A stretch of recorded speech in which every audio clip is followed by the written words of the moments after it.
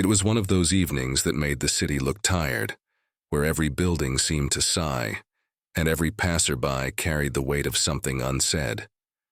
The rain had been falling since morning, soft at first but now heavy enough to drown the sound of footsteps.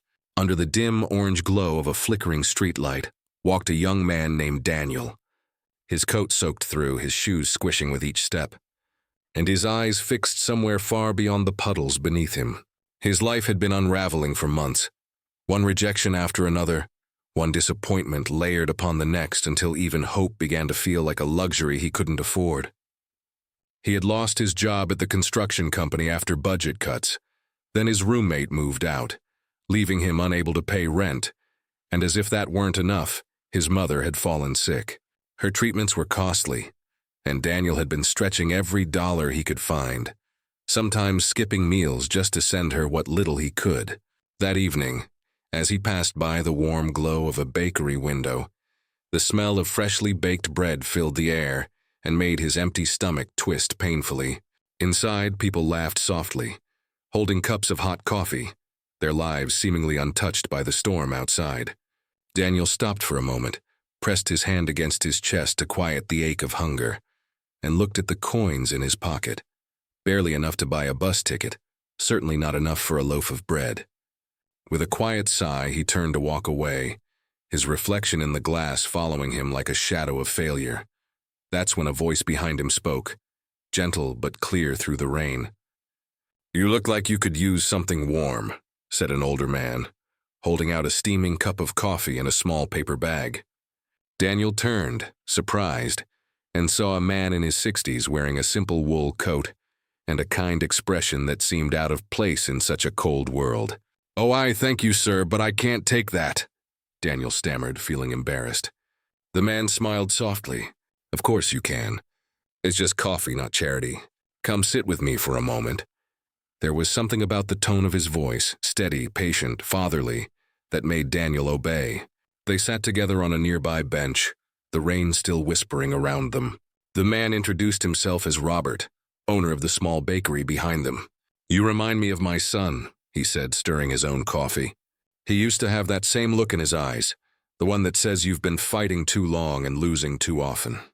Daniel chuckled bitterly. "Yeah, something like that," he admitted.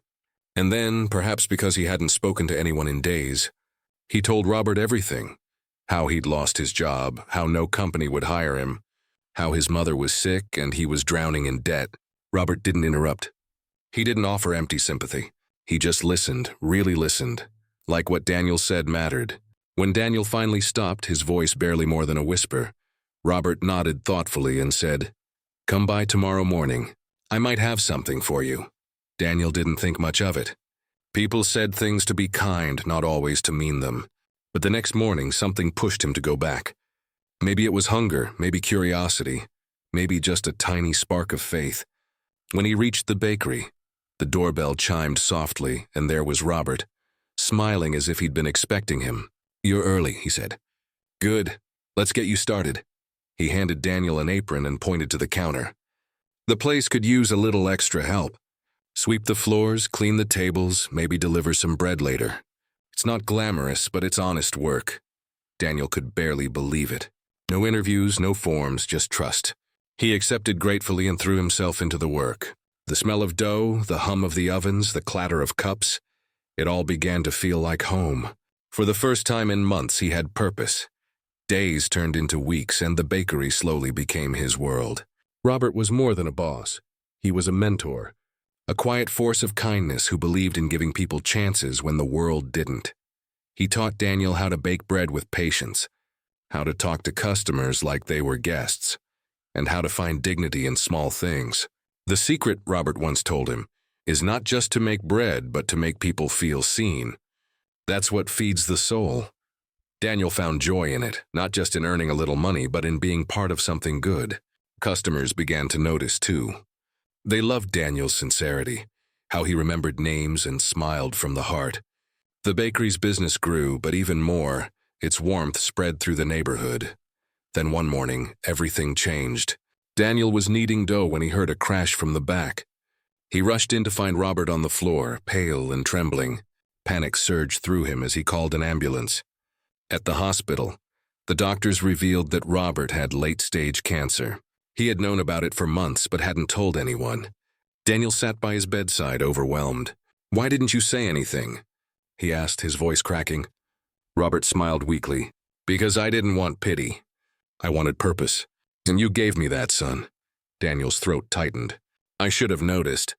I should have done something." Robert shook his head. "You did more than you know. You reminded me that kindness still matters." The following weeks were hard. Between working at the bakery and visiting Robert every evening, Daniel barely slept. But he refused to let the shop close. He baked through the nights, learning every recipe Robert had ever written. One day, Robert called him close and said, "When I'm gone, promise me something. Keep this place alive. Keep helping people. The world doesn't need more success stories. It needs more kindness." Daniel nodded through tears. A week later, Robert passed away quietly in his sleep, leaving everything he owned, the bakery, his savings, even his home, to Daniel. It took Daniel months to recover, but when he finally reopened the bakery, he renamed it Robert's Hope. It wasn't just a name, it was a mission. He decided that no one would ever be turned away hungry again. Every evening, he set aside loaves of bread and cups of soup for anyone in need. Homeless, jobless, lost. At first, people were shy to come, but word spread, and soon the small bakery became a haven for dozens of people every night. Daniel treated them not like charity cases, but like friends. He'd sit with them, listen to their stories, share laughter, sometimes even tears. Each person who walked in carried a piece of pain, and Daniel, with his gentle smile, gave them warmth the world had denied them. Years passed, and the bakery grew famous in the city, not because of profit, but because of compassion. Journalists wrote articles about it, calling Daniel the kind baker. But he never saw himself as a hero. "I'm just passing on what was given to me," he would say. Life, however, had more to teach him. One rainy evening, not unlike the one that had changed his own life, a boy no older than 10 stood outside the bakery door, drenched and shivering. His clothes were torn and his eyes carried that same hollow hunger Daniel once knew too well. Daniel stepped outside, crouched down, and said softly, "Hey there, you look like you could use something warm." The boy hesitated, eyes wide with disbelief. Daniel smiled, just like Robert had years ago, and guided him inside. He handed him a cup of cocoa and a fresh roll. The boy's hands trembled as he took it. "Thank you, sir," he whispered. "You didn't have to." Daniel's heart swelled as he replied, "No one has to, son." But sometimes that's the point. That night, after the boy had fallen asleep in a corner of the bakery, Daniel sat by the window, watching the rain. On the wall across from him hung a framed photograph of Robert, smiling with his apron on, his eyes twinkling. Daniel stared at it and whispered, "You were right. One act of kindness really can change everything."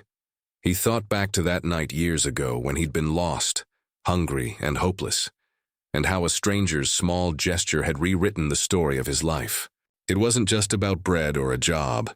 It was about being seen, being valued, being reminded that goodness still existed in a world that so often forgot it. Months later, the bakery's walls were filled with photographs of people who had once come seeking help, but later found their own paths.